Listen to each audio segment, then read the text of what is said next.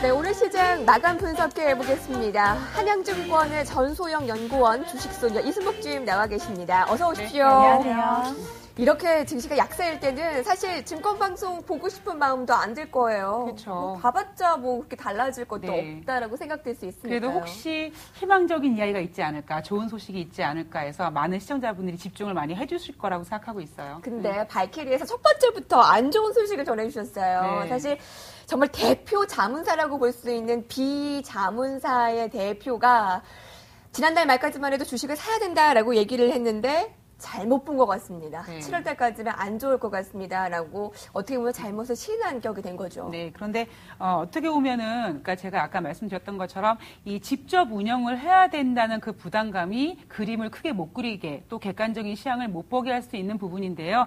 문제는 지금 오히려 박건영 대표 같은 경우에는 이렇게 인정을 했지만 대부분의 증권사라든가 대부분의 나머지 자문사들은 아마 얼버무리고 넘어갈 수 있는 확률이 굉장히 많고요. 지금 이 박건영 대표가 얘기한 것처럼 아직까지 차화정이 주도주다. 라는 이야기도 사실 저는 개인적으로 신뢰도가 좀 안 가고 있거든요. 그리고 7월 달까지 안 좋을 거다. 그럼 8월 달에 과연 뭐가 있을까? 이런 모멘텀을 아직까지 일본에 대한 일본 공정이 돌아간다는 거는 실질적으로 이 글로벌 증시 장을 뒤집기는 좀 어려운 이벤트인 것 같고요. 역시 최대의 화두는 미국의 경기 회복인 것 같아요.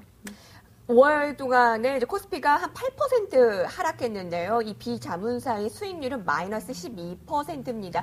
특히 주요 종목 중에 OCI가 있었더라고요. 이 40% 급락한 정말 안 좋은 종목이었는데 이제 문제는요.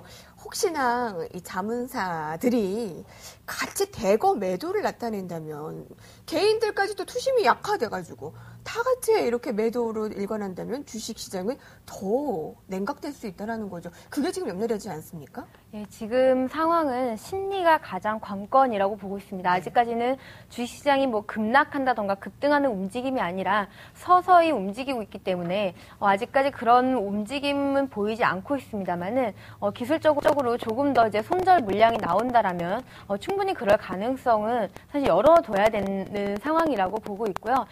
글로벌리 지금 계속해서 증시가 빠지고는 있지만 미국에 시선이 계속 집중하고 있는 모습입니다. 만약에 미국에서 실망스러운 이번 주에 경제지표 발표라던가 이런 모습들이 실망스럽게 발표가 된다면 조금 더 변동성이 커질 가능성도 있다고 보고 있습니다. 네.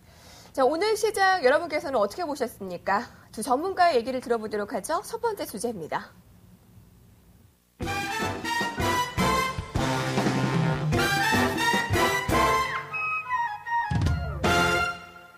앞서 말씀드렸듯이 뉴욕 증시가 6주 연속의 약세였기 때문에 아시아 증시도 동하락이었습니다. 일본, 중국, 대만, 홍콩 모두 다 줄줄이 하락이었는데 코스피만이 상승 마감했어요. 근데 상승 마감이라고 얘기하기도 참 민망한 수치죠. 네, 민망한 수치인데 예. 오늘 수급을 보면 투신도 좀 들어와 있고요. 그다음에 기타 자금이라고 보이는 정통부가 약간 집행 자금을 한 것 같은데 방송 전에 보니까 2천억 원 넘는 매수가 보이면서 장을 좀 지지한 모습인데 역시 우리나라는 외국인들이 매수해주지 않으면 체력이 좀 힘든 것 같습니다. 네. 그리고 조금 전에 이혜림 앵커님이 혹시 이 랩 자금이 손절 물량이 나오지 않을까 걱정하실 것 같은데요. 네. 아직은 나오기 좀 애매한 것 같고요. 제가 판단하기로는 지금 자문사들이 7월 달에 발표할 2분기 실적에 대해서 굉장히 이 차화정에 대한 기대감이 많은 것 같습니다. 조금 전에 박건영 대표도 이제 그런 인터뷰에서 그런 이야기가 나왔던 것처럼 아마 그때쯤 되면 무언가 정말 손절 물량이 나오던 아니면 지금쯤 사서 단가를 낮춰서 그때 매도하든 일단 자문사들이 갖고 있는 이 차화정에 대한 메리트는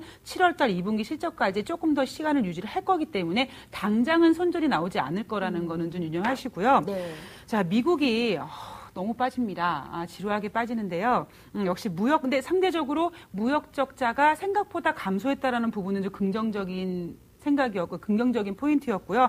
역시 실업 청구 건수가 좀 소폭으로 증가됐다는 부분. 네. 미국도 지금 뭔가 이렇게 비빌 언덕이 있어야지 비빌 텐데 아무도 비빌 언덕이 없고 과연 누가 먼저 쓰러지냐 이게 좀 관건이 되어버린 것 같은데요. 우리나라 증시는 역시 외국인들이 현물을 매도하니까 그리고 기관도 투신이 적극적으로 매수하는 건 아니고 결국 정통부나 이런 기타 자금이 지수를 정도 지키는 정도밖에 되지 못했다는 부분에 있어서 글로벌 증시는 지금 무언가 모멘텀이 필요하다는 생각이 들고요. 장중에 종가 마감으로도 플러스 마감은 됐지만 이건 실질적으로 기술적인 반등이라고 얘기하기에도 너무 좀 창피하고 쑥스러운데 역시 지금 이 체력이 굉장히 좀 많이 고갈되어 있는 것 같고요. 이 체력도 뭔가 희망과 있고 기대가 있으면은 정신력으로도 버틸 텐데 지금 글로벌 증시는 미국에서 제발 무언가 나와라 네. 이거를 기다리고 있는 것 같아요. 네, 차라리 오늘 개파락 출발을 했기 때문에 뭐 계속 약세를 보인 것이었으면 그래 오늘은 약세장이라고 생각이 들 수도 있거든요. 근데 갑자기 상승 반전이 되더니 올라갈 듯도 싶은 적이 있었어요. 네. 바로 이때쯤. 네. 변동성이 컸기 때문에 이럴 때는 오늘 개인 투자자들의 수급 상황을 봐도요. 매도 매수를 계속 반복했습니다. 예, 수급상으로는요, 계속 이제 정부 쪽에 이제 물량들이 매수로 이제 장을 지지하는 모습들이 나왔는데, 반면에 이제 사실 특이하게 이제 수급에 대해서 이제 뭐 언급할 만한 사안은 없습니다. 시장은 계속해서 지금 바라보고 있는 것은 이번 주에 이제 미국과 중국의 경제 지표 발표가 있는데요. 그거에 대한 부담감이 상당한 듯 싶고요. 미국의 지금 소프트 패치냐, 뭐 빅 패치냐, 뭐 이런 이제 논란이 있는데 미국의 경기 둔화는 이제 거의 뭐 확실하다라고 볼 수가 있는데 시장에서 지금 기대하고 있는 건 이런 겁니다. 미국의 4월 달에 산업 생산이 20개월 내 최저치까지 하락을 했는데요. 이번 주 수요일 날 5월 달 산업 생산이 발표가 됩니다.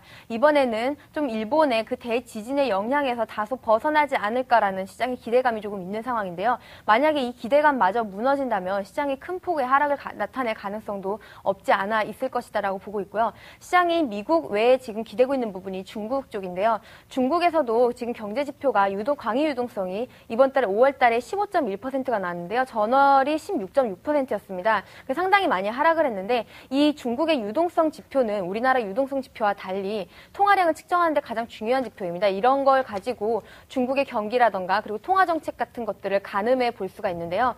이렇게 중국의 그 유동성이 안 좋게 나오면서 중국이 오히려 경착륙되는 것이 아닌가라는 시장의 우려들도 같이 나오고 있는 상황입니다. 이 와중에 물가 상승 때문에 일부에서는 중국에서도 기준금리 인상을 추가 단행해야 된다라는 이런 목소리까지 나오고 있다라는 점들이 오히려 정책적으로도 계속해서 불협화음이 일어나고 있다라는 이런 것들을 확인할 수가 있고요. 이런 점들은 사실 우리나라에서도 지난주 금요일 날 금통위에서 기준금리를 인상한 이후에 계속해서 시장의 불신과 불협화음이 나오고 있는 이런 모습과 흡사하다고 보고 있습니다. 우리투자증권 정재훈 대리 연결합니다.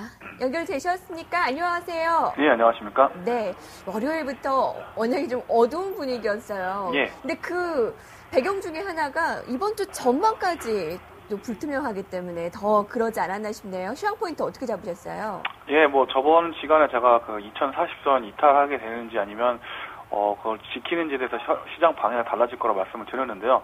피드백을 드리면 일단 오늘 2040선을 장 초반에 선물 시장에서 방어하는 모습이 나왔습니다만 결국 그 지지선을 내주면서 크게 하락하는 모습도 중간에 나왔습니다. 하지만 이제 아까 말씀하셨다시피 그 막판에 이제 정부 쪽 자금이 한 1,500억에서 3,000억 정도 집행이 되면서 장을 억지로 끌어올렸는데요. 중요한 점은 일단 2040선을 다시 한번 회복했다는 점이고 이게 이제 내일 만약 미국 시장이 도와주게 될 경우에는 오히려 쌍바닥을 그리면서 반등이 나올 수 있는 국면은 지금 첫 번째 단계는 좀 단추가 껴졌다고 말씀드릴 수가 있겠습니다. 다만 또 한 가지 이제 긍정적인 점은 그동안 이제 정부 쪽 자금들이 손을 놓고 있는 상황이었는데요. 그 상당히 그 방어적인 성격인 것을 생각을 해보면 최초로 이 부분이 이제 집행이 됐다는 부분도 여러분들 수급적인 변화로 하나 생각을 해놓으셔야 될 것 같습니다. 항상 저희가 그 저점을 좀 테스트할 때 보면은 연기급종 자금들이 시장에 좀 개입을 하면서 장이 좀 턴하면서 올라갔던 상황들이 상당히 많이 있었는데요. 예전에 뭐 890포인트에서 장이 변동이 되었을 경우랑 최근에 뭐 1890포인트에서 반등이 나왔을 경우에 다 이런 부분이 집행됐다는 부분도 여러분들 좀 참고를 하셔야 될 것 같습니다.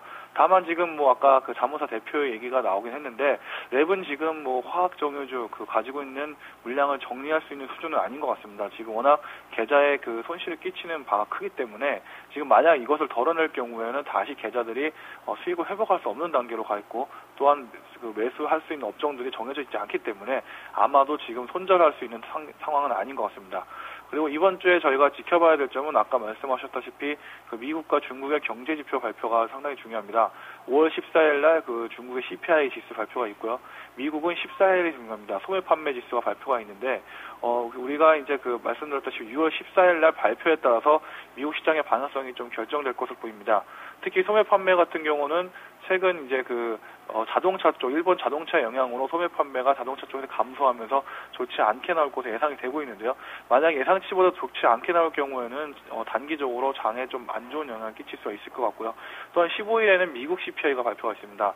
최근 유가가 9.8% 정도 하락한 상황에서 물가 압력을 주는 부분이 많이 줄었기 때문에 어느 정도 좀 여유는 가져갈 수 있을 것으로 보입니다. 다만 이제 큰 흐름에서 좀 다른 말씀을 좀 드리면 최근에 그 비관적인 뷰를 가졌던 전문가들마저 양적 완화가 지금 들어올 것이다 아니면 들어와야 한다는 의견들을 지금 다시 내기 시작했습니다. 얼마 전에 이제 루비니 교수가 저희 주말에 이제 이런 얘기를 했었고요.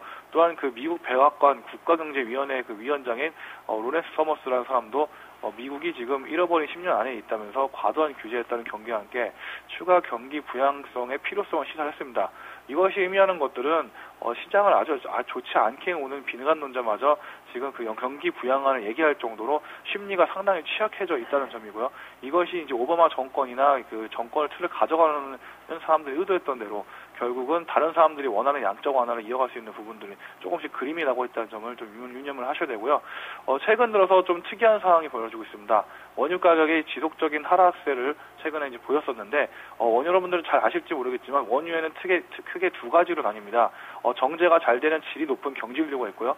또한 정제가 잘 되지 않는 중질류가 있습니다.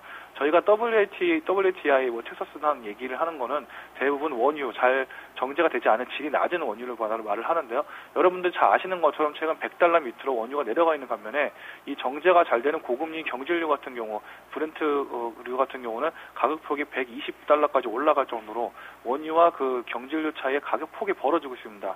이것이 의미하는 것은 실제로 원유 수요는 올라가고 있는데 그것을 사우디 같은 데에서 증산 얘기가 나오면서 일시적으로 누르고 있다는 부분이고요.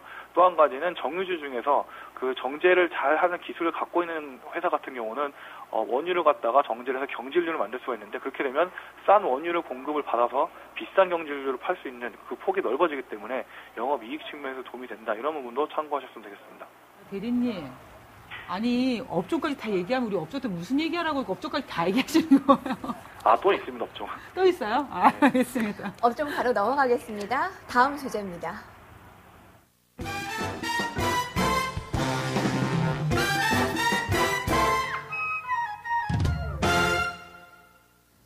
이 두 분이 말씀하셨듯이 이 차화정에 대해서 급격하게 매도는 나오지 않을 것이다. 이 손절 물량이 나오기 시작하면 그들도 감당이 안 되기 때문에 쉽게 나오지는 않을 것이다 했는데 참 그게 울지도 웃지도 못하는 상황이겠네요. 그렇죠. 예, 그런데 아마 개인 투자자분들은 2007년도, 2008년도에 때는 그냥 모르고 당했지만 이제는 워낙 가끔씩 발키리에서도 자문사 수익률 같은 게 나오는 것처럼 굉장히 투자자분들이 이제 현명해지고 똑똑해지셨기 때문에 한 번 당하지 두 번은 안 당하기 때문에 섣부르게 매도는 나오지 않을 건데 과연 이 질문, 이 자문사가 어떻게 이제 해결이 될까가 관건인 것 같아요. 네. 사실 오늘 업종별 얘기를 하면서 우리 그런 얘기를 했잖아요.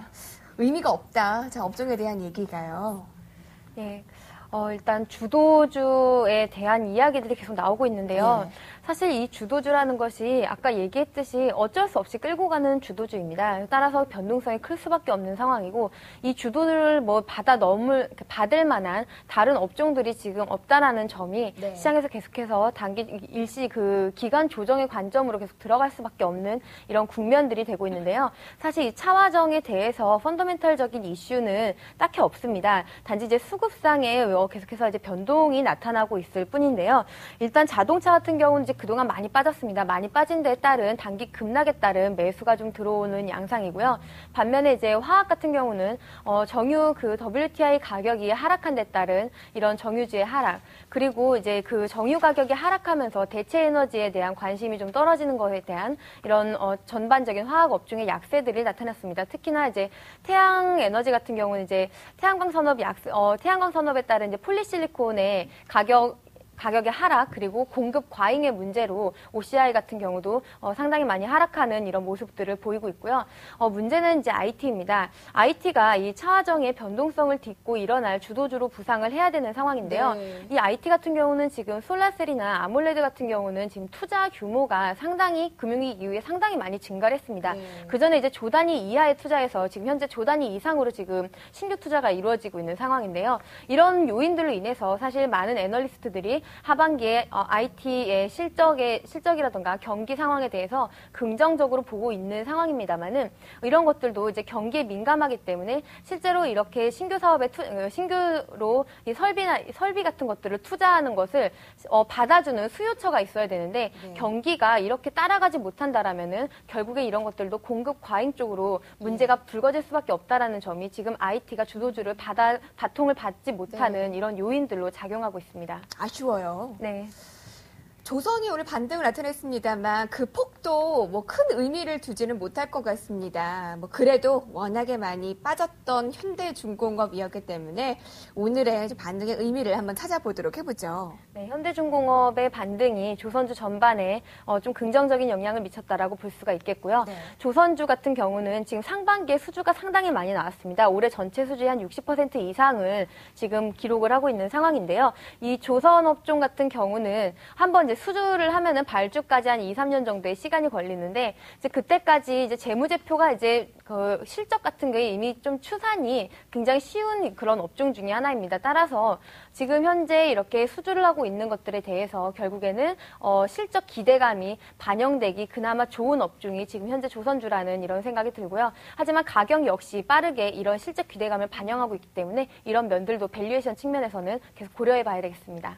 토러스 투자증권에서는 주도주에 대한 얘기를 이렇게 했습니다. 안 바뀐다라는 것이 결론인데요. 그 이유가 IT는 수요가 살아나지 않고 있고 은행은 규제가 워낙에 많고 또 사실 요새 음식료 업종이 많이 오르잖아요. 근데 워낙에 시가총액이 작기 때문에 주도주이기에는 좀 미미하고 또 조선은 아직은 좀 불안하고 그렇기 때문에 이 차화정은 아직까지 실적 모멘텀이 꺾이지 않기 때문에 이 기간 조정만 잘 거치면 가장 먼저 반등이 일어나지 않을까라는 의견을 줬습니다. 뭐 동의 또는 반론의 의견을 주신다면요. 저는 지금 전 결론이 지금은 주도주가 없다라는 건 저의 네. 결론이고요. 자동차 이 차화정 같은 경우에는 뭐 자문사든지 이런 그동안 작년 말부터 지금까지 끌고 왔다가 사실 더 갈 것 같았는데 못 가서 이렇게 물려 있으니까 요거 좀 더 이렇게 좀 해서 잘 팔아야지, 잘 팔아 먹어야지라고 하는 사람들이 그런 세력들이 지금 이슈를 보이는 거기 때문에 저는 차화정은 아니라고 생각하고요. 조금 전에 이제 그 음식료 같은 경우는 시가총액이 낮다고 하지만 네. 이게 주도주는 될 수 없지만 기간 조정 사이에 틈새 시장 내지는 뭐 좋은 얘기는 블루오션이 될 수 있는 부분입니다. 어쨌든지 시가총액은 작지만 개인 투자자분들은 시가총액을 노리고 매매를 하는 게 아니라 내가 산 종목이 올라가면 되는 거기 때문에요. 충분히 기간 조정에서 유통업이라든가 내수주는 틈새 시장 공략은 가능하거든요. 그래요. 정재훈 대리님. 네, 앞서서 업종 얘기를 간단하게 해주셨습니다만 또 특별히 준비하신 이야기가 있다면요. 아까 그 유가에 대한 부분 제가 업종 얘기를 미리 말씀을 드렸었고요. 네. 그래서 이거는 빼고 간단하게 말씀드리면 최근 증권 관련주들이 연이익 하락하고 있습니다. 예. 이제 그 중에서도 좀 조심해야 될 게 대우증권인데요. 대우증권 같은 경우는 잘 아시겠지만 이제 브로커리지 시장, 주식을 직접 매매하는 시장에서 상당히 업계에서 평판이 좋았던 그 회사고요. 최근 들어서 이제 그 회사의 방향성이 바뀌면서 그 브로커리지 업종에서 자산관리 쪽으로 이제 이전하고 있는 상황입니다. 그 사실 자산관리 업 쪽에서 두드러지게 두가 보이는 회사가 이제 삼성증권이라고 볼 수가 있겠고요. 그 다음이 이제 저희 회사 정도라고 볼 수가 있겠는데 대우증권 같은 경우는 이제 브로커리지에서 자산관리 쪽으로 그 사업 영역을 이전하면서 최근 들어서 거기에 이제 그 다른 방향성을 가진 직원들이 이탈하고 있는 상황이 있습니다. 따라서 최근 그 증권주가 물론 시장 자체가 중소형주의 강세가 오지 않고 외국인 중심의 대형주 위주로 매매가 되다 보니까 증권주 실적이 좋지 않은 부분도 있어서 그 최근 좋지 않은 모습 보지만 그 중에서도 대우증권이 가장 큰 낙폭을 보이는 거에 대해서는 이런 회사 내부 사정도 어느 정도 좀 작용이 되지 않나 싶습니다. 따라서 최근에 그 여러분들 제가 해운주나 항공주 이런 LED 관련주들 이렇게 주가가 많이 꺾여 있다고 해서 접근을 해서는 안 되는 접종들을 몇 개 말씀을 드렸는데요. 그 증권주 같은 경우도 아직까지는 기간화 장세가 돼서 기간화 자금이 들어와서 기간이 그 중소형주나 코스닥 매매를 해서 그 거래가 직접적으로 일어나지 않는 한 좀 증권주 위주의 장이 크게 반등이 나올 수 있는 경우는 좀 작다고 볼 수가 있겠습니다. 따라서 차트가 많이 꺾여 있는 종목 중에서 싸다고만 접근하지 마시고 이런 종목에 대해서는 장이 반등이 나도 오히려 약하게 갈 수가 있기 때문에 당분간은 한 걸음 멀리 떨어져서 지켜보시는 것이 수익률에 좀 도움이 될 것 같습니다. 정재훈 대리님께서는 그 많이 떨어졌다고 들어가지 말라는 얘기를 해주신 바가 몇 번 있었는데 예. 그런 업종으로 해운, LED 등등 얘기를 해주셨잖아요. 예. 아마 중국 중국주도 얘기해 주지 않으셨나요?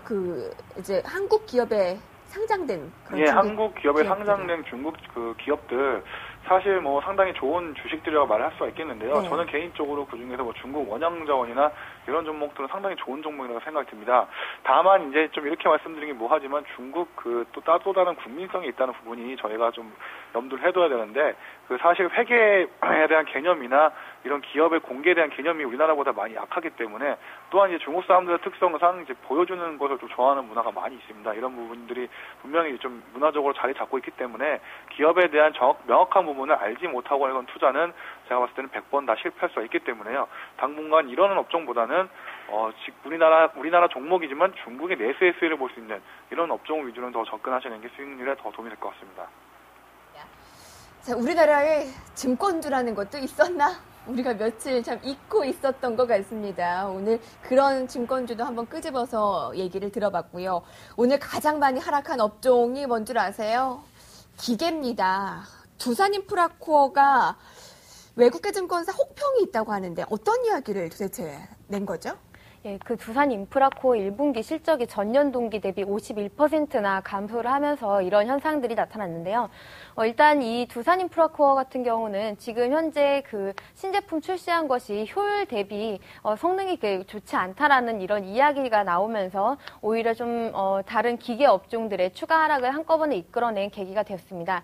이렇게 그 1분기 실적이 전년 동기 대비 급감하게 된 이유는 물론 이제 지난해 1분기에 상당히 많은 실적을 올렸기 때문에 나타나는 기저효과의 이유도 있습니다만은 2분기에 지금 현재 중국의 경기가 상당히 좀 부진할 가능성이 연착륙이든 경착륙이든 경기 둔화 가능성이 조금씩 나오면서 이런 것들에 대한 우려가 기계 업종까지 확산되고 있는 모습입니다. 하지만 이제 기계 업종 같은 경우는 이제 올해는 저는 다소 긍정적으로 보고 있기는 합니다만은 네. 그 이유로는 이제 중국 같은 경우는 지금 현재 뭐 다소 경기가 둔화되는 국면이 보인다 하더라도 미국이나 이런 유럽 같이 상당히 큰 폭의 경기 둔화보다는 계속해서 경기를 부양할 수 있을 만한 충분한 여력이 있다라고 생각하고 있습니다. 네. 또한 이제 중국의 서부 이제 대개발이라던가 그리고 이제 중국 정부의 5개년 계획이 계속해서 실행이 되고 있기 때문에 이런 SOC 기간 산업들의 계속해서 확충 이런 것들로 인한 국내 기계 특히 뭐 굴삭기 같은 업체들의 수출이 계속해서 호조를 나타낼 것으로 보이고 있고요. 중국 모멘텀이 아니더라도 여타 이제 신흥 개발국들의 이런 기계의 수출 품목들도 계속 다양화되고 또 늘어나고 있기 때문에 기계업종 같은 경우는 코스피 하락 대비 벤치마크 대비 조금 덜 하락하는 이런 모습들을 보일 수 있지 않을까 기대하고 있습니다. 네. 오죽했으면 두산그룹주 망하는 것 아니냐는 질문을 주시겠어요. 참 안타깝습니다.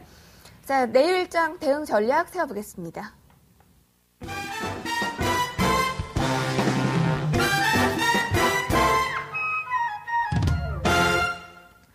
증시가 조정을 받으면서 강세론을 펼쳤던 애널리스트들이 자취를 감췄습니다. 그런 가운데 아직도 하반기 강세장을 외치는 애널리스트가 있어서 여러분들에게 소개를 해드리려고 합니다. 함께 보실 텐데요. 우리투자증권 투자전략팀 강현철 팀장입니다. 뚝심은 변함이 없다. 하반기 지수 상승을 점치며 현재가 매수 타이밍이란 주장입니다. 하우스뷰는 조변 석계식으로 바뀌는 것이 아니다라는 얘기를 했고요. 지수 전망치 2420 여전히 유효. 투자 환경 점차 개선되고 있다라는 의견입니다. 강 팀장은 한국 주식시장이 여전히 저평가 상태라고 지금 주장을 하고 있고요. 한국 기업의 이익 규모가 늘어난 만큼 주가 지수도 한 단계 더 레벨업할 수 있다라는 분석입니다. 저희가 오늘 인터뷰도 같이 전화 연결을 좀 요청을 했는데요. 우리 투자증권 투자전략팀이 오늘 세미나가 있어서 같은 그 회사 안에 있는 정재훈 대리님한테 얘기를 더 덧붙여서 얘기를 들어보도록 하죠. 예. 사실 저희 쪽 뷰가 얼마 전부터 포인트를 높이면서 장이 좋았을 때 다른 증권사들도 이제 포인트 뷰를 같이 높아서 따라가는 경우가 있습니다. 이제 그 이후로 지금 피드백이 되지 않는 상황에서 저희 쪽 팀장님께서만 이렇게 좋은 의견을 전달해 주셨는데요. 저도 이제 거기에 동참하는 바이고, 그냥 레포트를 요약을 해서 말씀을 드리면, 우리나라 기업들의 영업이익 자체가 2007년 대비 지금 거의 더블 가까이 올랐습니다. 따라서 우리 같은 2,050포인트지만 외국인들이 보기에는 당시는 퍼가 13이었고 지금은 퍼가 9배 하에서 거래가 되고 있기 때문에 외국계 롱 자금들은 이런 펀더멘탈을 보고 매수가 들어오는 시점에서 봤을 때 아직까지 외국인들은 시장을 떠나지 않았고 우리나라의 기업 영업이익들은 앞으로도 증가가 될 것이다. 따라서 지금 지수는 매력적인 구간이기 때문에 외국인들은 계속 매수가 들어올 것이다. 이런 논리인데요. 사실 실제로 미국계 자금들이 5월 달에 보면은 거의 1조 가까이 순매수를 기록한 부분도 있습니다. 물론 유럽계 자금의 매도에 빚이 받아서 그 부분이 보이지 않고 있는데요. 일단은 그 2100선 밑에서는 매력적인 가격대이기 때문에 주도 업종이나 좋아하시는 업종들 위주로 매수가 들어간다는 게 포인트인 것 같고요. 또한 미국이 실업률이 좋지 않게 아니면 계속 안 좋게 나올수록 오히려 경기 부양안을 끌어낼 수 있는 부분 또한 이런 부분들은 이머징 국가에 도움이 될 것이다. 따라서 앞으로 시장은 좋을 것이다. 이런 의견을 이제 좀 종합해서 말씀하는 것 같습니다. 따라서 이런 좀 긍정적인 포인트가 남아 있기 때문에 이런 부분들도 참고하셨으면 좋을 것 같습니다. 네. 뭐 여기서 조정이 끝난다라는 얘기는 아니에요. 뭐 조정이 조금 더 있을 수는 있다라고 얘기를 했는데 전반적으로 약세장은 아니라는 거죠. 자, 이번 주 전망 어떻게 하세요, 대리님? 저는 아까 말씀드린 2040포인트가 상당히 중요한 포인트를 말씀을 드렸는데 예측 좀 웃긴 것은 갑자기 정부 자금이 들어와서 그 포인트를 만들고 끝냈다는 점입니다. 그래서 제가 저번에도 말씀을 드렸지만 미국 시장만 미국 시장이 도와준다는 전제하에서 예전에 저희가 1890 그리고 뭐 예전에 890포인트 갔을 때 기막힌 타이밍 때 정부 자금들이 이를 방어를 했던 것을 생각을 해보면 오히려 내일 정도 반등이 나와주면 우리나라 지수는 오히려 반등 국면에 접어들 수도 있겠다는 부분을 분명히 말씀을 드리고요. 다만 그 부분이 이탈하게 돼서 만약에 2040포인트 한 20포인트 정도 더 내려간 부분들을 보이게 된다면 자신 없는 업종들은 과감하게 손절을 치시고 현금을 확보하신 다음에 나중에 이제 주도주에서 싸게 사시는 것이 더 좋은 투자 전략으로 생각됩니다. 네, 전소연 의원님. 예, 우리투자증권 이 리포트를 제가 들으면서 든 생각은 우리나라 증시가 여전히 그 대내 환경만 봤을 때는 이 우리투자증권 리포트의 의견들이 맞습니다만은 지금 대외 여건에 의해서 우리나라의 수급도 움직이고 있는 상황이기 때문에 대외 여건까지도 계속해서 고려해야 한다고 보고 있고요.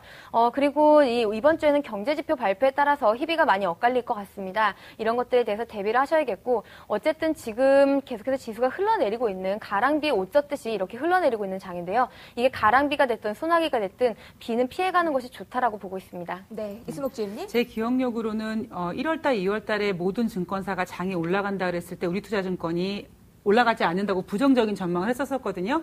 자, 그런데 지금 많은 전문가분들이 이런 얘기를 합니다. 반등했을 때마다 현금화 시킵시오. 근데 그 반등을 어떻게 얼마나 해서 얼마나 손실을 줄여가겠습니까? 굉장히 어려운 장세인데요. 이번 주에는 중국을 보자라고 했는데 뭐 금리 인상을 할지 안 할지 모르겠습니다. 그러나 일단 지금 모든 지표, 모든 의미가 없고요. 미국에서 뭐가 나와야지만 이게 해결이 된다는 것만 유념해 두시기 바랍니다. 네. 해외가 이번 주에 참 중요하다는 건데 지금부터 해외 이슈 보러 가겠습니다. 세 분과는 여기서 인사드리죠. 고맙습니다. 네.